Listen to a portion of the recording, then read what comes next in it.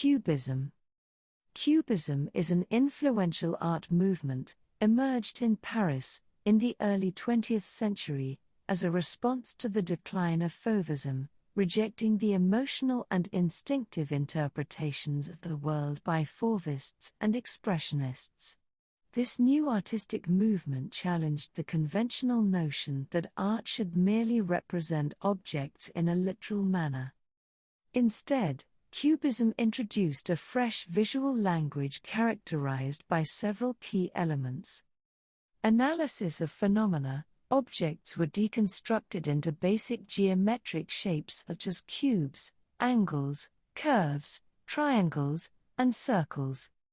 Limited color palette. Colors were reduced to a few neutral tones, departing from the vibrant hues of previous styles.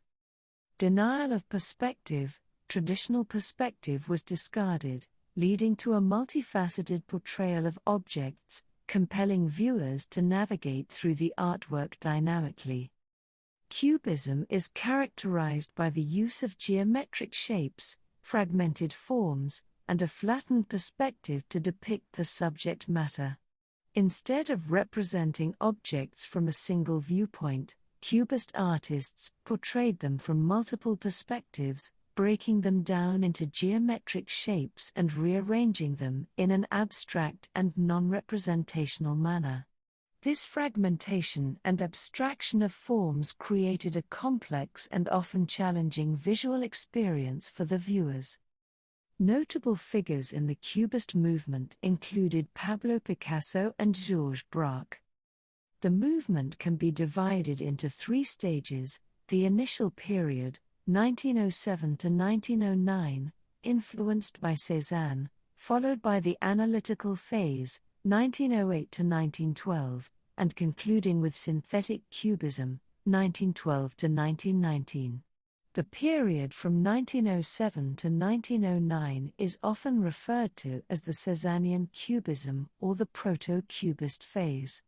During this time, artists such as Pablo Picasso and Georges Braque were heavily influenced by the works of the French post-impressionist painter Paul Cézanne. Cézanne's approach to depicting objects and scenes through geometric shapes and his exploration of multiple perspectives had a significant impact on the early development of Cubism. Picasso and Braque, in particular, were inspired by Cézanne's emphasis on the underlying structure of forms and his departure from traditional artistic techniques. They also drew inspiration from the works of Cézanne and sculptures from Africa and Oceania. In this period, Picasso and Braque began experimenting with the geometric simplification of forms and the representation of objects from various viewpoints, laying the groundwork for what would later become known as Cubism. The influence of Cézanne's work during this time is evident in the way these artists started to deconstruct and analyze objects, breaking them down into basic geometric shapes and facets. Their collaboration, which spanned from 1908 to 1914, explored ambiguous perspectives found in Cézanne's paintings. They experimented with creating spatial illusions that diverged from reality, blurring the lines between natural objects and abstract color areas. In their works, they manipulated levels and spaces, giving rise to non-existent yet intriguing spatial dimensions, and their flat paintings often conveyed a sculptural quality. Analytical Cubism, 1908 to 1912. During this phase, artists like Picasso and Braque focused on breaking down objects and figures into geometric shapes and analyzing their basic forms. Artists depicted objects and figures from multiple viewpoints simultaneously, presenting the subject as if viewed from different angles in the same painting. This shattered perspective challenged traditional notions of space and depth in art. The paintings were often monochromatic and had a muted color palette, often restricted to monochromatic tones of browns, grays, and greens. This emphasis on muted colors allowed viewers to focus on the form and structure of the subjects, rather than being distracted by vibrant hues. Artists in this movement emphasized basic geometric shapes such as cubes, spheres, and cones. These shapes were often rearranged and overlapped, creating complex, multifaceted compositions. The emphasis on essential shapes was a departure from the realistic portrayal of objects in traditional art. Lines and angles became fundamental elements in analytical Cubist artworks. Artists used sharp, angular lines to delineate forms and create a sense of structure.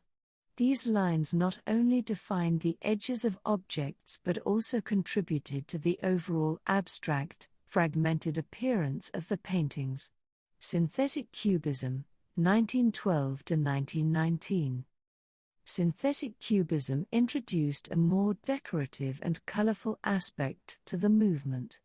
It followed the earlier analytic Cubism and marked a significant departure from traditional artistic techniques. In synthetic Cubism, artists moved away from the fragmented, monochromatic, and often austere compositions of analytic Cubism. Instead, they started to incorporate diverse materials, textures, and patterns into their artwork. Artists began using collage techniques, incorporating elements such as newspaper clippings, wallpaper, and other found objects into their paintings.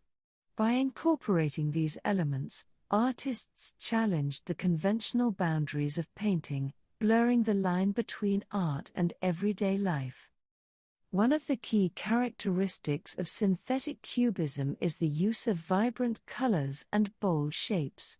Artists started to use bright hues and playful geometric forms to create visually striking compositions.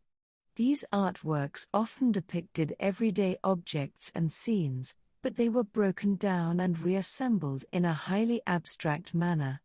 This approach allowed artists to explore multiple perspectives and dimensions simultaneously, offering viewers a complex and multifaceted visual experience.